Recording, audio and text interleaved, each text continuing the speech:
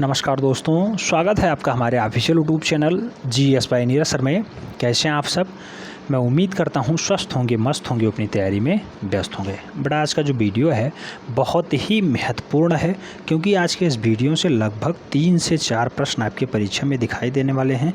Super fast revision है, 3 से 4 प्रश्न यानी आपको लगभग 16 नंबर यहाँ से मिलने वाला है। तो एक बार सुपर फास्ट रिवीजन देख लेना है, पेन पेपर उठा के बैठिएगा बेटा। हो सकता है कोई तथ्य आपको अच्छा लग जाए, हो सकता है कोई तथ्य आपके परीक्षा में आ जाए, तो नोट डाउन थोड़ा सा कर लीजिएगा। जैसे मुग़ल शैली के कुछ प्रसिद्ध चित्र हैं और जो बार बार पूछे जाते हैं, जैसे सलीम का जन्म आनंदोत्सव मूल रूप से किसने बनाया है? तो ये अकबरनामा में चित्रित है। केशव और धर्मदास ने मिल करके बनाया है सलीम का जन्मोत्सव या फिर आनंदोत्सव। सलीम किसे कहा जाता है? कमेंट बॉक्स में ज़रूर छापिएगा। हमने बहुत अच्छे से पढ़ाया है, उसमें बताया है खुर्रम किसे कहा जाता है और सलीम किसे कहा जाता है। अच्छा, खुर्रम के लड़के का नाम क्या था? खुर्रम आप जानते होंगे शाहजहाँ का लड़का था, शाहजहाँ का ही उपनाम खुर्रम था। और खुर्रम का लड़का कौन था बेटा? तो औरंगजेब था। औरंगजेब बहुत क्रूर शासक था। औरंगजेब के ही ज़माने से चित्रकार यहाँ से भागना स्टार्ट करते हैं। मुग़ल शैली की अगर बात करते हैं, आप सब जानते होंगे मुग़ल शैली का जन्मदाता कौन है? तो अनपढ़ राजा अकबर है। अकबर तो मुग़ल शैली को आगे बढ़ाने का काम अकबर का रहा है। तो सलीम का जन्म आनंदोत्सव मूल रूप से किसने बनाया है बेटा? केशव और धर्मदास ने बनाया है। मुग़ल शैली के अच्छे चितेरे हैं दोनों, याद रखना है। दरबार में राजदूत द्वारा जिराफ की भेंट ये कहाँ से हुई है?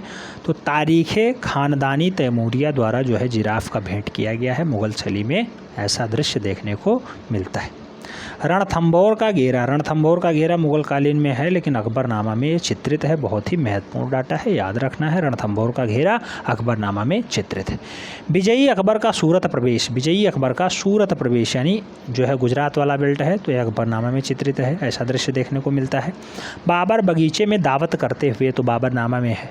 बाबर का बात आएगा तो बाबरनामे में आएगा। अगर अकबर से रिलेटेड कुछ है तो वो अकबरनामा में आ जाएगा। बात करते हैं बाबर का घोड़े से गिरना, ये बाबरनामा में चित्रित है। बाबर घोड़े से गिरता है, ऐसा दृश्य कहाँ दिखाया गया है? तो ये बाबरनामा में दिखाया गया है। मुग़ल शैली का सबसे अच्छा जो है दृश्य माना जा रहा है। जहांगीर द्वारा सिंह आखेट, तो सिंह यानी जो है शेर को मारते हुए जहांगीर को कहाँ दर्शाया गया है? तो जहांगीरनामा में दर्शाया गया है। सलीम किसका उपनाम था बेटा? नाम आ गया है, आप जानते हैं। इन्हीं के काल को स्वर्णकाल कहा जाता है। मैं उम्मीद करता हूँ आप सब कमेंट बॉक्स में ज़रूर छापे होंगे। 8वां पॉइंट कह रहा है हाथ में ग्लोब लिए जहांगीर, ये कहाँ दर्शाया गया है बेटा? तो ये जहांगीरनामा में दर्शाया गया है। जैसे कि आप जानते होंगे अकबर जो सूरत प्रवेश करता है तो अकबरनामा में दर्शाया जाता है। बाबर घोड़े से गिरता है तो बाबरनामा में दर्शाया जाता है। तो ऐसे जो है हाथ में ग्लोब लिए जहांगीर कहाँ दर्शाया गया है? जहांगीरनामा में दर्शाया गया है। अच्छा, एक डाटा और पूछा जाता है अकबर की सबीह को हाथ में लिए जहांगीर, तो ये कहाँ दर्शाया गया है? जब अकबर की सबीह जहांगीर लिए होगा तो ऐसा दृश्य जहांगीरनामा में ही दर्शाया गया होगा, क्योंकि जहांगीर की बात हो रही है तो जहांगीर मूल रूप से उसका दृश्य लिए होगा, तो जहांगीरनामा में ही दर्शाया जाएगा। अच्छा, जहांगीर किसका पुत्र था? ये आपको पता ही होगा। जहांगीर किसका पुत्र था बेटा? तो अकबर का पुत्र था। अपने बाप का जो है सबीह मूल रूप से जहांगीर अपने हाथ में लिए था। सबीह बनाने का कार्यकाल जो है सबसे अच्छा रहा है वो अकबर का ही रहा है। अकबर और जहांगीर के काल में सबीह खूब अच्छे से बने हैं। सबीह को ही पोर्ट्रेट भी कहा जाता है, याद रखना है। एक क्वेश्चन आपसे बहुत पूछा जाता होगा, जहांगीर के दरबार का एक अच्छा चित्रकार है अबुल हसन और जो है मंसूर बाज पक्षी चित्रकार है। पक्षियों का सबसे अच्छा चित्रा जो है मंसूर ही माना जाता है, ये भी आपको याद रखना है। 10वां पॉइंट कह रहा है शहजादा खुर्रम की जो है तुलादान करते हुए जहांगीर, तो ये कहाँ दर्शाया गया है? शहजादा खुर्रम को यानी शाहजहाँ को मूल रूप से तुलादान करते हुए दर्शाया गया है। तो कहाँ दर्शाया गया है? जहांगीरनामा में दर्शाया गया है। जहांगीर का लौंडा होता है ये शाहजहाँ, जिसे हम लोग खुर्रम के नाम से जानते हैं, और खुर्रम का लौंडा होता है जो है आप जानते हैं बहुत क्रूर शासक होता है, नाम उसका होता है औरंगजेब। तो ये डाटा आपको सदैव याद रखने हैं। शहजादा खुर्रम का तुलादान करते हुए कहाँ दर्शाया गया है? तो जहांगीरनामा में ऐसा दृश्य देखने को मिलता है। आगे बात करते हैं बाज पक्षी, बहुत अच्छा क्वेश्चन आ गया। बाज पक्षी तो यह जहांगीर युग का सबसे अच्छा चित्रकार माना जाता है मंसूर, और मंसूर के द्वारा जो है बाज पक्षी को चित्रित किया गया है। 12वां पॉइंट कह रहा है जहांगीर एक मुल्ला को उपाख्यान देते हुए कहाँ दर्शाया गया है? तो जहांगीर युग में दर्शाया गया है। चित्रकार जो है बिचिस्तर हैं, तो मुल्ला को उपाख्यान दे रहे हैं कौन? जहांगीर। इसको जो है चित्रित करने का काम किसका है? तो बिचिस्तर ने ऐसा काम किया है। बिचिस्तर किसके समय का अच्छा चित्रकार है? तो ये जहांगीर के समय का अच्छा चितेरा माना जाता है। तख्ते ताउस पे शाहजहाँ बैठा हुआ है, ऐसा दृश्य कहाँ देखने को मिलता है? तो पादशाहनामा में ऐसा दृश्य देखने को मिलता है कि तख्ते ताउस पे शाहजहाँ बैठा हुआ है, यानी सम्राट जो है शाहजहाँ बैठे हुए हैं। तो ये पादशाहनामा में ऐसा दृश्य देखने को मिल जाता है। आगे बात करते हैं 14वें पॉइंट पे। कहा जा रहा है कंधार का घेरा। कंधार का घेरा कहाँ पे दर्शाया गया बेटा? तो ये भी शाहनामा में दर्शाया गया है। और बीजापुर का घेरा तो ये औरंगजेब युग में दर्शाया जाता है। बीजापुर आप जानते होंगे औरंगजेब के समय में जो है छोटे छोटे राज्यों का अस्तित्व होता है, तब जाके बीजापुर हो गया, या फिर जो है और नाम आते हैं, अहमदनगर हो गया, गोलकुंडा हो गया, हैदराबाद हो गया, ये सब जो है अस्तित्व में आते हैं। बीजापुर आप जानते होंगे आदिल शाह वाला राजवंश होता है। यूसुफ आदिल शाही जो है बीजापुर को संस्थापित करता है, कब? 1489 में। ऐसे जो है गोलकुंडा आता है, तो गोलकुंडा आप जानते होंगे कुतुबुद्दशाही और राजवंश होता है। यहाँ पे कुली कुतुबुद्द शाह जो मूल रूप से गोलकुंडा राजवंश को स्थापित करते हैं। तो ये सब डाटा पूछे जाते हैं आपके वनडे एंट्रेंस में, बहुत अच्छे से पूछे जाते हैं। टीजीटी में तो बार बार पूछे गए हैं, इसलिए मैं बार बार कहता हूँ इसे याद रखना है। 3 से 4 प्रश्न आपके पक्के हो जाने वाले हैं एक ही वीडियो से। तो बीजापुर का घेरा औरंगजेब युग के बाद आता है। और युवा शाहजहाँ को कहाँ दर्शाया गया है? तो ये शाहजहाँ युग में दर्शाया गया है, और मूल रूप से इसको लिखने का काम या चित्रित करने का काम किसका है? तो अबुल हसन का है। कौन? युवा शाहजहाँ। युवा शाहजहाँ को किसने बनाया है? अबुल हसन ने बनाया है। अबुल हसन किसके दरबार का सबसे अच्छा चितेरा माना जाता है? तो वो जो है जहांगीर ही इसे मानता है कि सबसे अच्छा चितेरा ये है। दूसरे नंबर पे उस्ताद मंसूर है। अब और डाटा हम लोग देख ले रहे हैं, जैसे स्याह कलम की बात की जा रही है। स्याह कलम, तो शाह कलम के चित्र शाहजहाँ काल में बनाए गए हैं। यह प्राविधा क्या कहलाती है? तो काली स्याही से निर्मित चित्र जो है वो वही है स्याह कलम, शाहजहाँ काल की है। डाटा याद रखना है, इम्पॉर्टेंट है। मुगल शैली का सबसे अच्छा क्वेश्चंस बनता रहता है। दूसरा डाटा पूछा जा रहा है शाहजहाँ काल की चित्रकला में चित्रित लघु चित्रों में अधिकता चित्र किससे मिले हैं? तो रंग महल से छोटे छोटे चित्रण देखने को मिलते हैं। तो शाहजहाँ काल में रंग महल से छोटे छोटे चित्रण यानी लघु चित्रण देखने को मिलते रहते हैं। आगे कहा जा रहा है कि शासक के काल में चौड़े हाशिए बनाने लगे थे। चौड़े हाशिए मतलब बॉर्डर की खूब चौड़े चौड़े प्रयोग होने लगे थे। तो ये शाहजहाँ काल में ही चौड़े हाशिए बनना स्टार्ट होते हैं। मुगल शैली की बात होती है तब। शाहजहाँ के चित्रकला में विशिष्ट हिंदू चित्रकार, ये बड़ा बहुत बार पूछा गया है, बहुत बार पूछा गया विशिष्ट हिंदू चित्रकार कौन है? तो ये होनहार हैं, होनहार। शाहजहाँ के काल में सबसे अच्छा हिंदू चित्रकार जो है होनहार ही माना जाता है। आगे बात करते हैं तो क्वेश्चंस पूछा जाता है गोवर्धन किस मुगल शासक का चित्रकार है? तो बेटा गोवर्धन और होनहार दोनों शाहजहाँ के काल के ही अच्छे चितेरे माने जाते रहे। एक क्वेश्चन और पूछा जाता है, घड़ी मिलती है भेंट में शाहजहाँ को, तो टामस रो देता है। टामस रो किसे देता है? शाहजहाँ को देता है। क्या देता है उपहार में? तो घड़ी देता है। ये भी क्वेश्चन पूछा जा सकता है, इसलिए याद रखना है, डाटा इंपॉर्टेंट है। शाहजहाँ के समय मुगल चित्रकला का केंद्र क्या रहा है? तो शाहजहाँ के समय आप जानते हैं स्थापत्य कला का मुख्य जो है संस्थापक माना जाता है। बहुत ज़्यादा स्थापत्य कला को बढ़ावा दिया है, बहुत ज़्यादा जो है स्थापित करवाए हैं, चाहे वो मकबरे हों चाहे वो जो है कुछ और हों। तो उसमें जो है बहुत आगे रहा है, बहुत ज़्यादा दिलचस्पी रखता था शाहजहाँ। तो ये दिल्ली में जो है मूल रूप से स्थापत्य कला का केंद्र मानता था और उसी को ज़्यादा जो है डेवलप करवाने का प्रयास किया करता था। आगे बात करते हैं पादशाहनामा की रचना कब हुई है? तो पादशाहनामा की रचना जो है ये मूल रूप से हुई है 1656 से 1657 ईस्वी में पादशाहनामा की रचना होती है। और पादशाहनामा से 3-4 क्वेश्चंस जो आपसे पूछे जाते हैं। पादशाहनामा आप जानते होंगे तख्ते ताउस का शाहजहाँ जो बैठा है वो भी पादशाहनामा में ही चित्रित है। तो कब बना है? ये 1556 से 57 में बना हुआ है। पादशाहनामा के रचयिता कौन है? तो अब्दुल हामिद लाहौरी। ये डाटा याद रखना है बेटा, बहुत महत्वपूर्ण है। अब्दुल हामिद लाहौरी मूल रूप से पादशाहनामा के रचनाकार हैं। आगे बात करते हैं तो पूछा गया है कि किस बूढ़े मुगल शासक को ग्लोब पर खड़ा कर दिया गया है? तो बूढ़ा मुगल शासक है, ग्लोब पर उसे खड़ा करके दर्शा दिया गया है। तो वो जो है शाहजहाँ ही है, वो मुगल शासक जो है शाहजहाँ ही है जिसे ग्लोब पे खड़वा दिया गया है। मूल रूप से ऐसा दृश्य बनवा दिया गया है, ऐसा दृश्य भी दिखाई पड़ता है। स्थापत्य कला का स्वर्णकाल किसका कहलाता है? तो बड़ा स्थापत्य कला के नाम आएगा तो शाहजहाँ हो जाएगा। अगर चित्रकला का स्वर्णकाल पूछा जाता तो जहांगीर राइट आंसर बनता है। शाहजहाँ काल के प्रसिद्ध चित्रकार कौन कौन से हैं? डाटा याद रखना है, 4-5 नाम याद रखने हैं। मनोहर, नादिर, बिचिस्तर, गोवर्धन और बालचंद्र। बालचंद्र, गोवर्धन, बिचिस्तर, नादिर और मनोहर मूल रूप से किसके दरबारी चित्रकार हैं? तो ये शाहजहाँ काल के सबसे अच्छे चितेरे माने जाते हैं। किस मुगल चित्रकार का प्रसिद्ध चित्र तांबूरा वादक या फिर तांबूरा वादक जो अब लंदन में एक संग्रहालय में रखा हुआ है किसने बनाया? तो तांबूरा वादक को चित्रित करने का काम बिचिस्तर कर रहा है या विचित्र कर रहा है। बहुत सारे लोग विचित्र कहते हैं, बहुत सारे लोग बिचिस्तर कहते हैं। तो विचित्र कर रहा है मूल रूप से तांबूरा वादक को किसने चित्रित किया है? बिचिस्तर ने चित्रित किया है। बिचिस्तर किसके काल का? तो ये शाहजहाँ के काल का अच्छा चितेरा है। आगे बात करते हैं तो मंसूर के बारे में थोड़ी सी बात हो जाए बेटा, बहुत बार पूछा गया। मंसूरबाज पक्षी को जो है चित्रित करते हैं, अच्छे से चितैरे माने जाते हैं। मुगल सम्राट जहांगीर के समय का प्रसिद्ध पेंटर कौन था? तो उस्ताद मंसूर ही था। अबुल हसन के पश्चात जो है उस्ताद मंसूर का नाम आता है। उस्ताद मंसूर किस प्रकार के चित्रों के लिए प्रसिद्ध था? तो ये पशु पक्षी को बहुत अच्छे से चित्रित करता था, चाहे वो बाजू पक्षी का हो और चाहे वो अन्य कोई चित्र हो, जैसे टर्की काक को भी मूल रूप से इन्होंने ही चित्रित किया है, मंसूर ने ही। तो ये सारे डाटा बहुत ही महत्वपूर्ण हैं और बहुत बार पूछे गए हैं, जहांगीर के समय के हैं, याद रखना है। आगे कहा जाता है मुगल काल के श्रेष्ठ पशु पक्षी चित्रकार कौन हैं? तो ये जहांगीर में आते हैं और मूल रूप से इनका नाम मंसूर पड़ता है। किस मुगल शासक को यूरोपीय चित्रों की अनुकृतियां तैयार करवाई? तो बेटा यूरोपीय चित्रों की अनुकृतियां तैयार करवाने का जो कारनामा था, जिसके समय में चित्रकला स्वर्ण काल पे पहुंचती है, वही ऐसा काम करवाएगा, क्योंकि ये चित्रकला की बात है और स्वर्ण काल होगा तभी जो है ऐसा काम हो पाएगा कि भारत छोड़ के यूरोपियों की, तो यूरोपीय चित्रों की अनुकृतियां तैयार करवाने का काम जो है जहांगीर का रहा है। राइट आंसर जहांगीर बनेगा। क्वेश्चंस पूछेगा तो बहुत ज़्यादा कन्फ्यूजन के लिए बहुत सारे क्लोज डाटा देगा, उसमें से आप कंफ्यूज हो जाएंगे, लेकिन याद रखना है जहांगीर जो है यूरोपीय चित्रों की भी अनुकृतियां तैयार करवाए थे।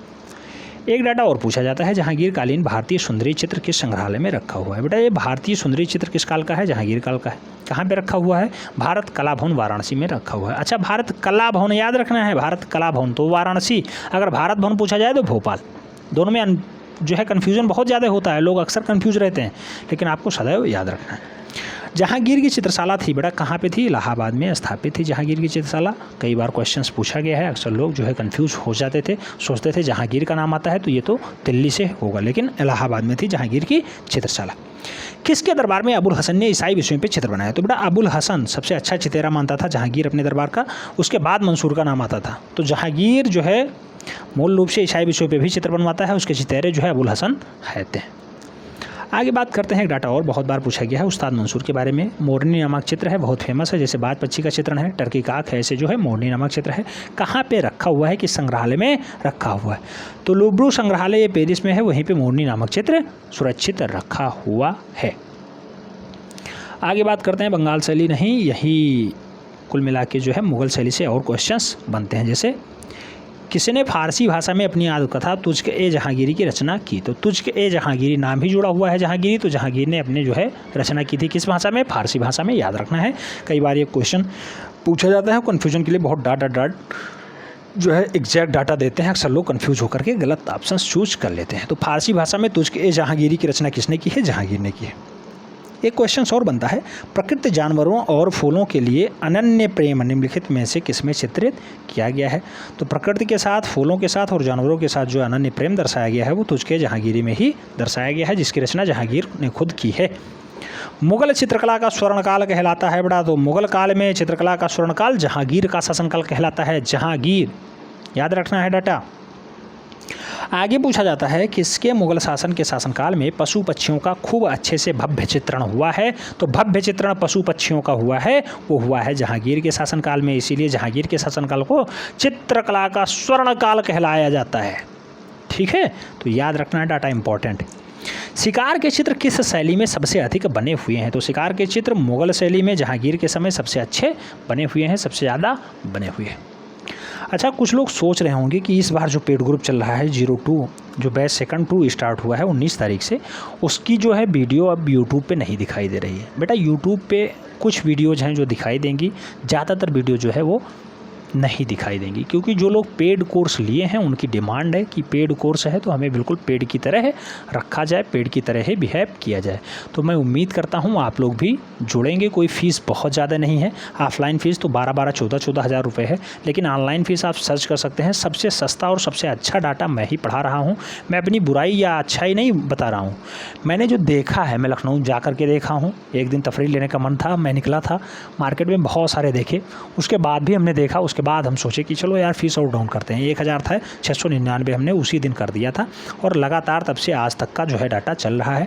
मैं चाहता हूँ आप सभी लोग जुड़ जाएं। अगर आप सीरियसली हैं तो सीरियस होकर तैयारी करिए, निश्चित रूप से सिलेक्शन आपका होगा, उसमें कोई डाउट नहीं है। वैकेंसी कम आई है, लेकिन आपको एक पद से मतलब है। अगर आप एक पद पे टारगेट बना के चलेंगे, सिलेक्शन निश्चित रूप से आपका होगा, उसमें कोई डाउट नहीं। आगे हम लोग पढ़ते हैं तो कहा गया है जहांगीर के समय शिकार के अनेक चित्र किसमें बनाए हैं? तो शिकार से जो है चित्र बने हैं वो मनोहर ने बनाए हैं, जहांगीर के समय के चितेरे हैं। आगे बात करें तो मनोहर द्वारा निर्मित शेर का शिकार करते हुए जहांगीर, मनोहर ने बनाया है शेर का शिकार करते हुए जहांगीर, ये कहाँ रखा हुआ है? तो एक प्रत इसकी मॉस्को में और दूसरी प्रत जो है ऑक्सफोर्ड में रखी हुई है। तो एक मॉस्को में रखी हुई है, दूसरी ऑक्सफोर्ड में रखी हुई है। कौन सी? तो शेर का शिकार करते हुए जहांगीर। ऐसा दृश्य किसने बनाया है? तो ये मनोहर द्वारा बनाया गया है। आगे बात करते हैं, क्वेश्चंस पूछा जाता है, मुगल चित्रकला किस शासक के काल में अपनी चरम पराकाष्ठा पे पहुंचती है? तो मुगल काल की चित्रकला चरम पराकाष्ठा पे जहांगीर के शासनकाल में पहुंच जाती है, याद रखना है। मुगल चित्रकला का चरमोत्कर्ष किसके राज्यकाल में होता है? तो जहांगीर के राज्यकाल में होता है। कौन सा मुगल सम्राट चित्रकला का सबसे अच्छा समझता था, यानी सबसे अच्छे से वो खुद भी चित्रकार था, ऐसा कहा जा सकता है? तो ये जहांगीर ही था। ऐसा जो है माना जाता है कि जहांगीर जो है चित्रकला को बहुत अच्छे से जानता था। ऐसा भी कहा जाता है कि अगर एक चित्र को 5-6 लोग मिलकर बनाए हों, ये कहा जाए मुँह किसने बनाया है, हाथ किसने बनाया है, पैर किसने बनाया है, मुखौटा किसने बनाया, आँख किसने बनाई है, तो जहांगीर इतना बता देता था कि चेहरा इसने बनाया है, भौं इसने बनाई है, आँखें इसने बनाई हैं, गाल इसने बनाए हैं, ये डाटा इसने बनाया है। कुल मिला के इतना अच्छा ये चित्रकला को समझता था, ऐसा कहा जाता है जहांगीर के बारे में। आगे बात करें तो जहांगीर की चित्रशाला में हिंदू चित्रकार कौन था? बेटा ये क्वेश्चंस बहुत बार पूछा गया है, आपको कंफ्यूज करने के लिए डाटा दिया जाएगा। जहांगीर के काल का सबसे अच्छा हिंदू चित्रकार कौन है? तो बिशन दास हो जाएगा। जहांगीर के शासनकाल का सबसे अच्छा चित्रकार हिंदू वाला चित्रकार कौन है? बिशन दास हो जाएगा, बिशन दास हो जाएगा। आप जानते होंगे बिशन दास से अक्सर क्वेश्चंस कंफ्यूज करने के लिए आपके पास दिया जाता है, और अक्सर लोग कंफ्यूज होने के लिए ही ऐसे क्वेश्चंस करते भी हैं। और आइए आगे देखते हैं, बाबर के 4 पुत्र हुमायूं, कमरान, अस्करी और हिंदाल में सबसे बड़ा कौन था? तो बेटा सबसे बड़ा बाबर के 4 पुत्रों में हुमायूं था, इसीलिए हुमायूं को गद्दी मिलती है। हुमायूं की जीवनी का नाम क्या है? हुमायूंनामा। हुमायूंनामा में मूल रूप से हुमायूं के बारे में पूरा डाटा लिखा गया है। हुमायूंनामा किसने लिखा है? तो हुमायूंनामा मूल रूप से हुमायूं की बहन लिखती है, गुलबदन नेम जो है, गुलबदन बेगम उसका उपनाम है, और उसी ने मूल रूप से हुमायूंनामा की रचना की है। कौन सा मुगल शासक ज्योतिष पर विश्वास करता था? ये डाटा जो है वनडे एंट्रेंस का बहुत पॉपुलर क्वेश्चन है। ज्योतिष पर विश्वास करने वाला मुगल शासक कौन सा है? तो हुमायूं है। 7 दिनों में 7 रंग के कपड़े पहनता था, ज्योतिष पे बहुत ज़्यादा भरोसा करता था, इसीलिए इसे कुछ दिन जो है अपना क्षेत्र भी गंवाना पड़ा था। आप जानते होंगे शेरशाह सूरी इसे भगाता है और मूल रूप से 10 साल तक वो राज भी करता है, दिल्ली के शासन पर भी बैठता है। आगे बात करते हैं तो हुमायूं की मृत्यु कैसे होती है? तो ये सीढ़ियों से, एक जो है पुस्तकालय है उसकी सीढ़ियों से गिर करके इसकी मृत्यु हो जाती है। हुमायूं पर टिप्पणी करते हुए लिखा गया है कि हुमायूं जीवन भर लड़खड़ाता रहा और लड़खड़ाते लड़खड़ाते अपनी जान दे बैठा। ये किसने कहा है? तो ये लेन पोल ने कहा है। ये डाटा जो है वनडे एंट्रेंस में बहुत महत्वपूर्ण है, कई बार पूछा जा चुका है कि हुमायूं लड़खड़ाते हुए मर गया, ये किसने कहा है? तो लेन पोल ने कहा है।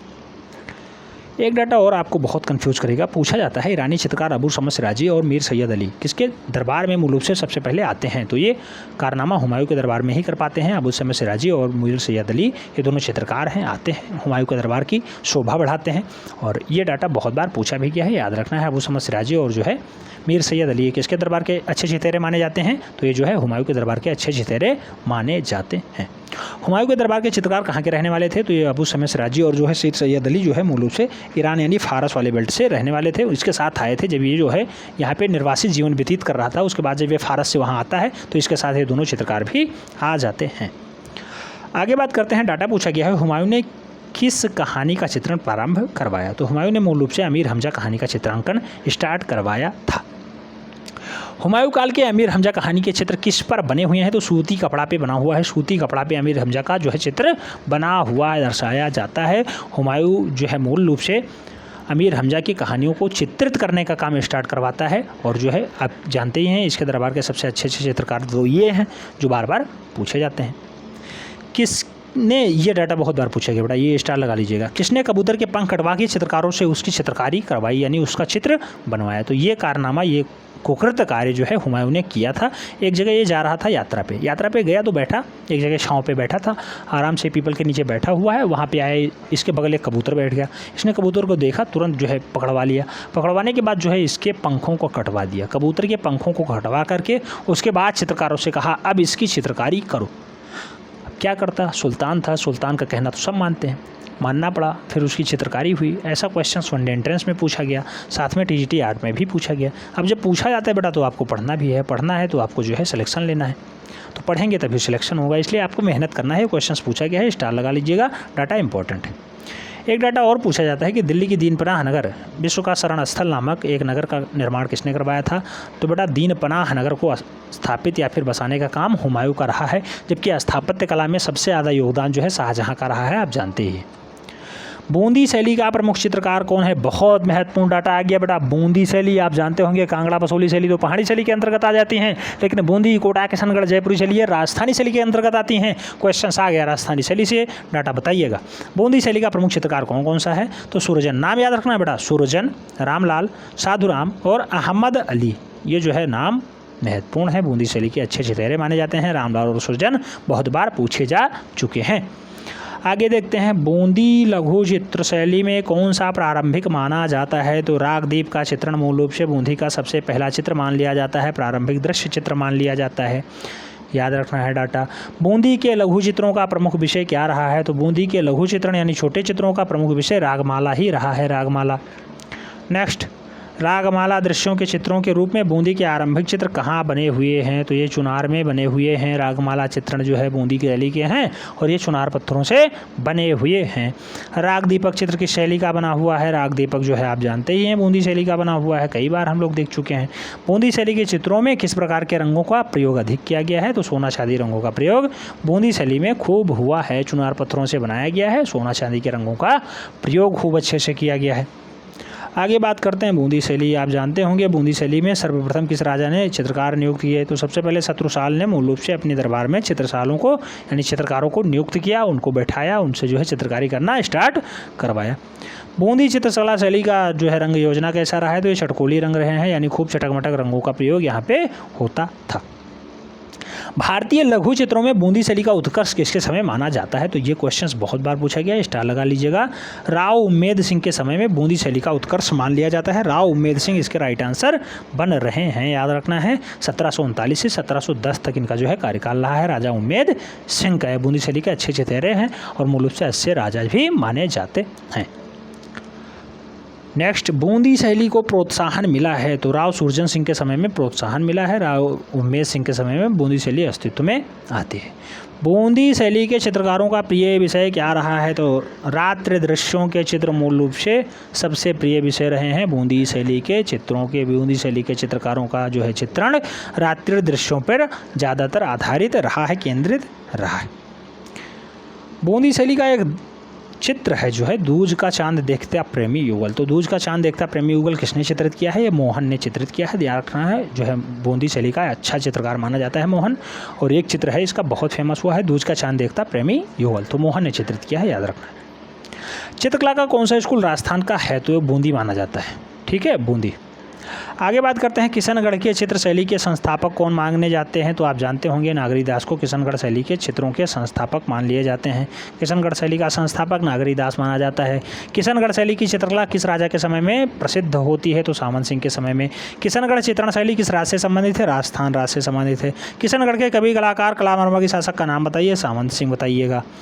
आगे बात करते हैं, तो किशनगढ़ के चित्र शैली का जान क्या रहलाता है। तो रहस्यमयी नारी सौंदर्य जो है किशनगढ़ शैली लिए सबसे ज़्यादा फेमस है। राधा या बनीठनी आप जानते होंगे बहुत फेमस होता है, नागरी दास द्वारा चित्रित है, बहुत फेमस हो जाता है सामंत सिंह के समय में। एक डाटा और बहुत पूछा जाता है, नारी सौंदर्य के आदर्श रूप में बनीठनी यानी राधा और कृष्ण के रूप में सामंत सिंह का चित्रण किस शैली में पहचाना गया है। तो सामंत सिंह का जो चित्रण है वो किशनगढ़ शैली में पहचाना जाता है। निहाल चंद्र किस शासक का दरबारी चित्रकार था। तो सामंत सिंह का जो है दरबारी चित्रकार निहाल चंद्र माना जाता है, बहुत फेमस है डाटा, क्वेश्चंस बहुत बार पूछा गया है। निहाल चंद्र किस शैली के प्रसिद्ध चित्रकार हैं। तो किशनगढ़ शैली के सबसे अच्छे चितहरे माने जाते हैं निहाल चंद्र जी। बात करते हैं किशनगढ़ के सामंत सिंह कविता के किस उपनाम से प्रसिद्ध थे। तो बेटा कविता में मूल रूप से या फिर इनका उपनाम जो है सामंत सिंह नहीं, सामंत सिंह का उपनाम नागरी दास था, नागरी दास, सामंत सिंह का उपनाम नागरी दास था। एक डाटा और आपको बहुत ज़्यादा परेशान करता हो, बालों में एक घुंघरेली और मोटी लट की शैली की मुखाकृतियों के चित्रण को बताता है। तो ये किशनगढ़ शैली की जो है विशेषता रही हैं, बालों में घुंघराली और मोटी लट सामने लटकाती हुई दर्शाई गई हैं। ये किशनगढ़ शैली की विशेषताएं मानी जाती हैं। किशनगढ़ शैली में राधा कृष्ण की आकृतियाँ कैसी हैं। तो तीक्ष्ण कटावदार दृश्य दर्शाए गए हैं, किसमें, किशनगढ़ शैली में राधा कृष्ण के दृश्यों को। आगे बात करते हैं, पूछा गया 1648 में किसके द्वारा उदयपुर में श्रीमद् भागवत के चित्रों को अंकित करवाया गया है। शहाबुद्दीन के द्वारा बेटा जो है श्रीमद् भागवत के चित्रों को अंकित करवाया गया। कहाँ पे? तो ये उदयपुर में जो है करवाया गया है। कब करवाया गया? 1648 में करवाया गया है। डाटा याद रखना है। भागवत पुराण किसकी कहानी है? क्वेश्चंस पूछा गया, स्टार लगा लीजिएगा। भागवत पुराण किसकी कहानी है? भगवान श्री कृष्ण की कहानी है। 1949 ईस्वी में मनोहर चितेरे द्वारा चित्रित रामायण प्रति कहाँ सुरक्षित रखी हुई है? तो 1949 में रामायण को जो है चित्रित करने का काम किसका रहा है? मनोहर का रहा है। कहाँ सुरक्षित रखा हुआ है? Prince of wealth museum, Mumbai. Prince of wealth museum कहाँ पे स्थित है? मुंबई में स्थित है। रामायण चित्र कहाँ संग्रहित जो है रखा हुआ है सुरक्षित? तो ये प्रिंस वेल्थ म्यूजियम मुंबई में ही चित्रित रखा हुआ है। आगे बात करते हैं, क्वेश्चंस पूछा जाता है, महाराजा रणजीत सिंह नहीं महाराजा जय सिंह के काल में मेवाड़ शैली का प्रसिद्ध चित्र गोवर्धन धारण किए हुए कहाँ सुरक्षित रखा हुआ है? गोवर्धन धारण किए हुए किसके समय का चित्र है? राजा जय सिंह के समय का चित्र है। कहाँ रखा हुआ है? भारत कला भवन वाराणसी में रखा हुआ है। भगवान श्री कृष्ण सुदर्शन चक्र ने गोवर्धन पर्वत को धारण किए हुए हैं। ऐसा दृश्य जो है भारत कला भवन वाराणसी में सुरक्षित रखा हुआ है। किसके काल में बड़े पन्नों पर चित्र बनने की परंपरा शुरू होती है? तो महाराजा जो है हमीर सिंह स्टार्ट होते हैं, उनके समय में बड़े बड़े पन्नों पर जो है चित्रण का काम स्टार्ट हो जाता है। महाराणा हमीर सिंह।